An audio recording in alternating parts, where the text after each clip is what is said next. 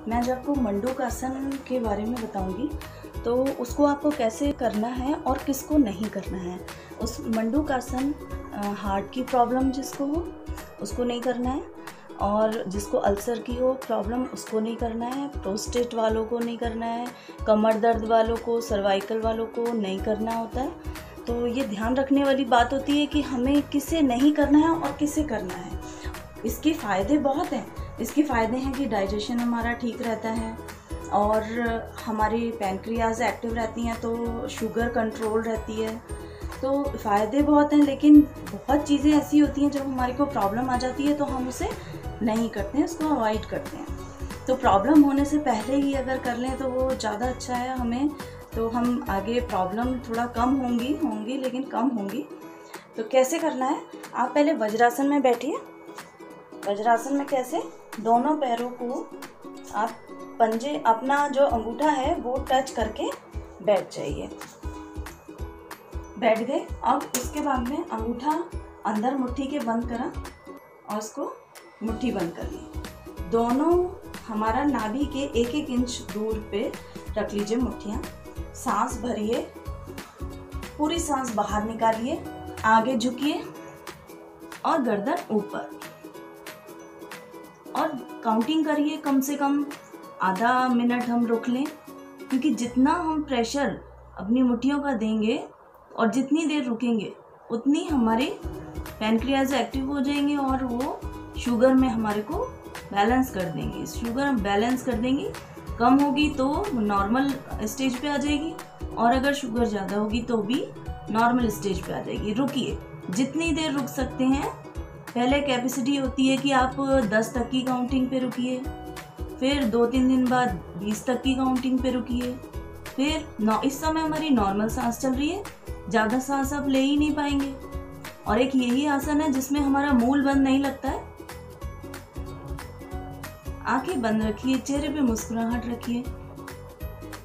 मंडूकासन के बहुत फायदे हैं, तो उसको लेने के लिए आपको करना पड़ेगा ये। अब हम आगे झुके हैं तो हमें एक आसन पीछे वाला भी करना बहुत ज़रूरी होता है, ताकि हमें अपनी बॉडी को बैलेंस कर सकें। ये हो गया। अब सांस भरते हुए उठेंगे। जितनी देर आपसे रुका जाए उतनी देर रुकिए, और कोशिश करिए कि आप 60 तक की गिनती में कम से कम 1 मिनट तो रुकें। पता है कि दर्द हो रहा है, प्रेशर पड़ रहा है, लेकिन अगर हम दर्द देंगे तो हमारा बहुत कुछ ठीक होने वाला है। पेट जिनका टाइट रहता है जेंट्स का, वो एकदम नॉर्मल पोजीशन पे आ जाता है। धीरे धीरे सांस भरते हुए वापस। ये हो गई इसकी पहली विधि। इसके बाद हम हाथ को रखेंगे नाभि के ऊपर, दूसरा हाथ इसके ऊपर, सांस भरेंगे। अब सांस निकालते हुए आगे जाएंगे, पूरा आगे जाइए सांस निकालते हुए, पूरी सांस बाहर। अब नॉर्मल सांस में, और हथेलियों का प्रेशर दीजिए। इसमें भी रुकिए। जितनी देर आप स्टेमिना अपना बिल्ड करेंगे उतना अच्छा है। जितनी देर रुक सकते हैं उतना अच्छा है। हथेलियों का प्रेशर नाभि पे दीजिए।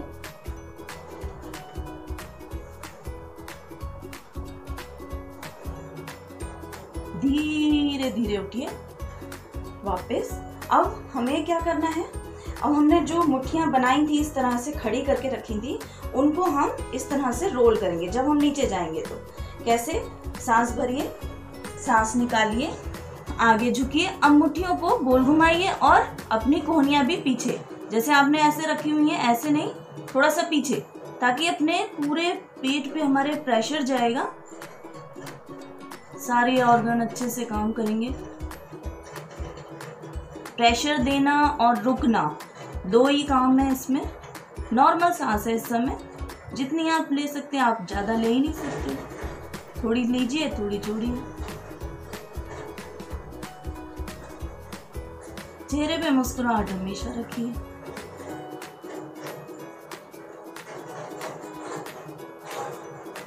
धीरे धीरे वापस रिलैक्स। अब हमने ये करा है, तो या तो आप उष्ट्रासन करिए या सुप्त वज्रासन। जैसे आप वज्रासन में बैठे हैं इसी तरह से पीछे चले जाइए।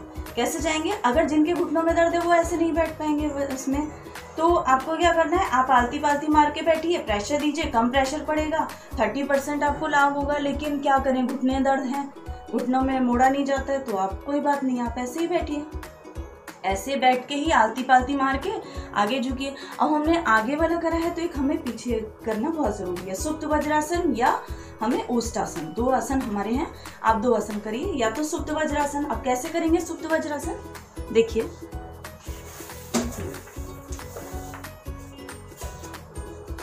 सुप्त वज्रासन के लिए हमें पहले वज्रासन में बैठे। जब हम वज्रासन में बैठे हैं तो हमें अब क्या करना है, हमें एक तो पैर मिला के होता है, एक पैर होता है खोल के। अगर हम पैर को यहाँ रख दें खोल के, तो मैं दोनों तरह से आपको बताऊंगी। इस समय हमारे अंगूठे मिले हुए हैं, ऐसे धीरे धीरे हाथ रख के पीछे जाइए।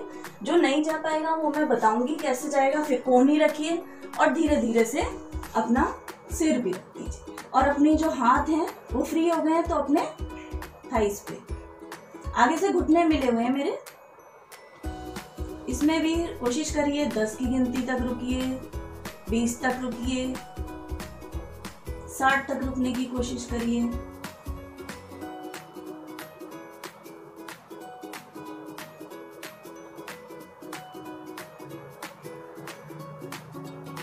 अब यहाँ से अगर हमें नहीं आया जा रहा तो हम पैर खोल देंगे और यहीं पर लेटे लेटे करवट लेंगे और खोल देंगे पैर। अब अगर आप उठ सकते हैं तो जैसे गए थे कोहनी के बल वैसे ही उठ जाएंगे, ऐसे ही उठ गए। अब हमें करना है पैर खोल के, तो कैसे, थोड़ा सा हम पैर साइड में रखेंगे और बीच में बैठ जाएंगे। अब हम बीच में बैठ गए इस समय। अब हम फिर से जाएंगे पीछे, फिर से जाइए पीछे, लगा दीजिए सिर, दोनों हाथ जगह पे, इसमें भी रुकने की कोशिश करिए। घुटने आगे से मिले हुए हैं हमारे,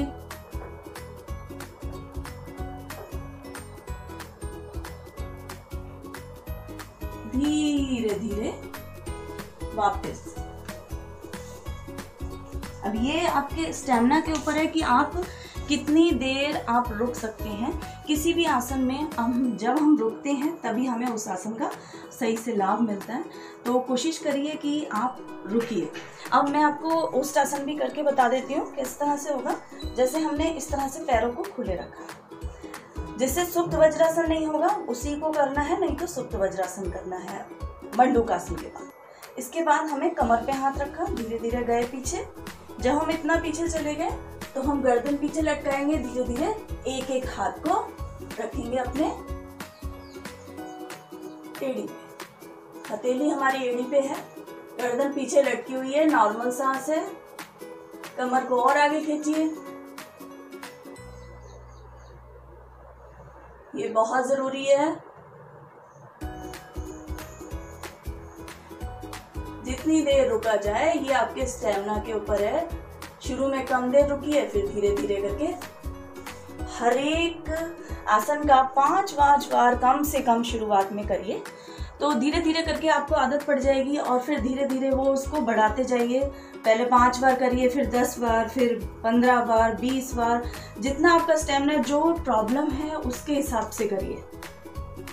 शुगर की प्रॉब्लम है या आपके बैक में पेन है तो ये भी मैंने ओष्ठासन बताया, वो करिए। मैंने बहुत सी एक्सरसाइज बताई हुई हैं, ये कंधे की, वो करिए सर्वाइकल में। तो हमें पहले अपनी प्रॉब्लम ठीक करिए, उसके बाद ही आसन हो पाएंगे। और प्राणायाम भी, क्योंकि आप इतनी देर तक प्राणायाम में बैठ ही नहीं सकते। जब अगर प्रॉब्लम बॉडी में है तो आप इतनी देर बैठ नहीं पाएंगे।